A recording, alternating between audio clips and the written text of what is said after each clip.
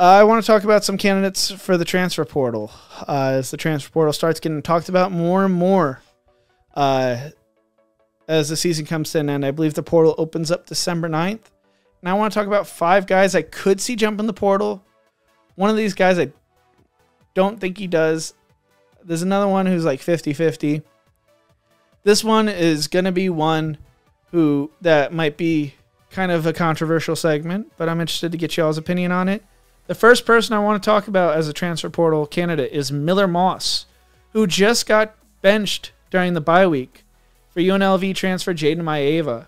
Moss sat and waited behind Caleb Williams at USC. He looked like a superstar with the way he played in the bowl game, but this year it just has not gone the way many would have expected USC to play this year, as they are just fighting for their lives to make a bowl right now. Moss has thrown for 2,555 yards, 18 touchdowns, and 9 interceptions. He has 1 year of eligibility left, and with Maeva being younger, if he plays well, Moss may not see the field again at USC as the Trojans fight for bowl eligibility, as I mentioned, after coming into the season ranked in the top 25 and with high expectations as a college football playoff contender. Though, if you're a Big Ten fan, you kind of didn't see USC really competing for the college football playoff or a Big Ten title because they're just not built for the Big Ten yet. I kind of feel bad for the guy because, like I said, he did sit and wait for his opportunity, but it just hasn't been the dream season. He looked good against my Badgers. Really had to show up against the Badgers against no one else, did he? But I could see him popping into the transfer portal, and I can almost guarantee it if Maeva plays well this weekend and they beat Nebraska. The next one's in start of the controversial takes is Connor Wagman, former 5-star quarterback. Has gotten hurt the past 2 years, but came back from injury and was viewed as a possible NFL draft pick heading into the season with a lot of hype. I mean, this guy was supposed to be the next big thing under Jimbo Fisher at Texas A&M, and the Aggies loved when they signed him. But he's been benched twice this year in favor of Marcel Reed, who has been explosive as a dual-threat quarterback when he plays. The offense came alive against LSU, and it led to them winning, and he played well when he was given his opportunities throughout the season. I mean, they blew out Florida in the swamp, led by Reed, I believe. Wagman has thrown for 782 yards, 3 touchdowns, and 4 interceptions this year in 5 games he has played in. Against LSU, he looked really bad, going 6 of 18 against LSU for 64 yards. Elko said he took the benching well, and he just wanted to get a dual-threat quarterback in, and as what we saw Jalen Milroe do against LSU, that LSU defense can't stop a scrambling quarterback, which Wagman does not really fit the build, so the best chance to win was putting Reed in. But if Reed continues to play well, I could see Wagman jumping to a group of 5 school. Probably, I think his stock's a little down due to the injury concerns and the way he has played when he has played this year. I don't think he has over 200 passing yards in a game yet this year. Or I think he has it in 2 games. The other 3 games he's played in, he hasn't looked great. Jackson Arnold was the former 5-star recruit who's going to be the savior of Oklahoma football.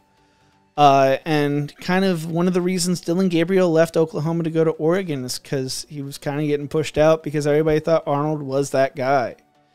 Though, after throwing for 361 yards, 2 touchdowns, and 3 interceptions in the bowl game against Arizona, a game they would lose, he did show flashes of unbelievable talent, and many thought he would make Oklahoma a middle-of-the-road contender in the SEC this year. Oklahoma is not expected to compete for the college football playoff this year, but they were supposed to finish in the top half of the SEC. He's already been benched once this year for freshman Michael Hawkins Jr., who's more of a scrambling quarterback than Arnold is. He's thrown for 1,343 yards, 12 touchdowns, and 3 interceptions this year, which doesn't sound like a terrible stat line. He's thrown more touchdowns, 4 touchdowns per interception, but that's not where the turnover woes are, as he has had costly turnovers throughout the season. He has 11 fumbles, including a costly one at the end of the Missouri game, which led to Missouri winning the game in the final closing minutes. And he only had 74 passing yards in that game and 2 fumbles. Arnold could be a guy who he could sit, he could take another year to develop, but if Hawkins ends up replacing him again and plays well, I don't see Hawkins losing that starting quarterback job to Arnold, and I could see Arnold dropping down to the group of 5, or maybe some Power 5 school believes in him and gives him an opportunity. Maybe he goes back to the state of Texas to go. I believe he's from Texas. Pretty sure he's from Texas. I will have a little note in the clip of this video if he's not from Texas, and I'm wrong about that. But Arnold, I remember covering Arnold coming out of high school. He had a lot of hype. I'm really shocked with kind of the disappointment he's been this year. Hopefully he bounces back. Hopefully he gets it together, and hopefully he stops fumbling the football, because he's not throwing it to the other team. He's just handing it to the other team. And now we're going to get to my 2 controversial takes. And this came from reading some articles. But Garrett Nussmeier could be a quarterback to watch enter the transfer portal, especially if LSU holds on to Bryce Underwood, as many believe the starting quarterback job next year is going to probably go to Underwood if he stays committed. Nussmeier was once thought to be one of the top quarterbacks in the 2025 NFL draft. He's thrown 5 interceptions in the last 2 games. He looked terrible against Alabama this past weekend. He currently has thrown for 2,866 yards, 21 touchdowns, and 11 interceptions. And he's also one of those other guys who sat, waited. Brian Kelly brought in Jaden Daniels as a transfer, who ended up overtaking Nussmeier on the depth chart. They got pushed out Walker Howard to Ole Miss, who's another player to keep an eye on, who might enter the transfer portal, but he's not mentioned in this video. But Nussmeier might need to change the scenery, and I believe he's got 1 more year of eligibility if he chooses to take it. I don't believe he's viewed as one of the top quarterbacks in the NFL draft class anymore. And this is the most controversial take. As Carson Beck could be a name to watch as someone who needs to change the scenery, especially with the way he's played the past few weeks.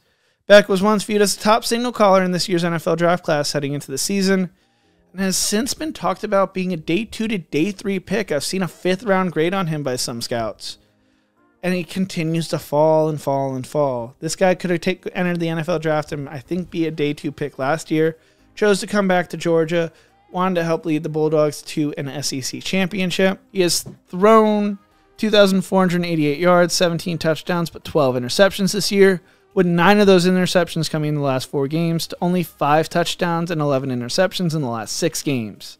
He's playing in a do-or-die game this week against Tennessee, because if Georgia loses, I believe they're going to be eliminated from the college football playoff contention. But Kirby Smart, when asked about whether he thinks Beck should be benched in favor of someone else, he said absolutely not. We've got the quarterback we've got who is completely competent, capable, and understanding of our system that gives us the best chance to win. Beck probably finishes out the season. I don't know if he enters the NFL draft. I think he's got 1 year of eligibility left, but I don't think if he returns, I don't think it's going to be at Georgia. But that's a controversial take. Let me know who you think ends up transferring this year in the transfer portal that opens on December 9th. Those are just 5 names to keep an eye on. Thank you so much for watching. That's going to do it with this show. If you enjoyed this video, make sure to check out one of my other videos. YouTube thinks you will love right here. Thank you so much. If you love this video, don't forget to leave a like and subscribe. And as always, remember to embrace the grind.